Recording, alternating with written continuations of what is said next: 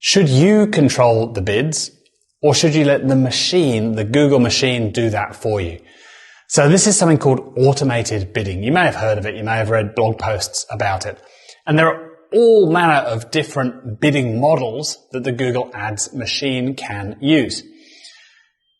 Later on, you probably will use one or more of those. But when you're starting out, I'm going to recommend that you start with manual bidding. In other words, you choosing how much to spend on each keyword for a couple of reasons. The first is the amount of data that you have.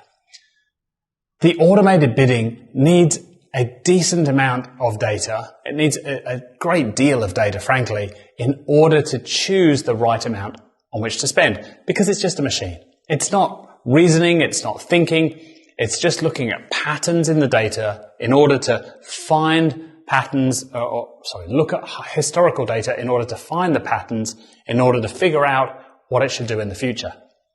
And when you're just starting out with your first account, you don't have any historical data.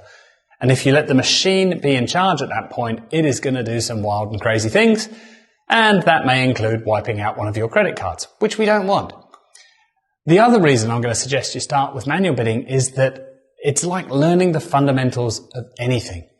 If you wanted to learn to paint, your painting instructor wouldn't put a Picasso in front of you and start teaching you how to paint like Picasso.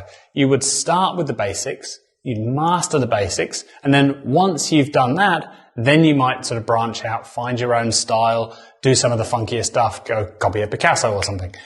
But you don't start there. You start with the fundamentals, which is why this course is named what it's named. If you learn the basics, then one day when you do move to automated bidding and you do put the machine in charge, if and possibly when it does go crazy, you'll know enough to understand, one, that it has gone crazy, which is pretty important to know, but then two, how to unwind that, how to look at that data and how to make the changes so that you don't melt the credit card and so that you get that account back on track and get it pointed in the right direction again. So learning the fundamentals is really, really critical.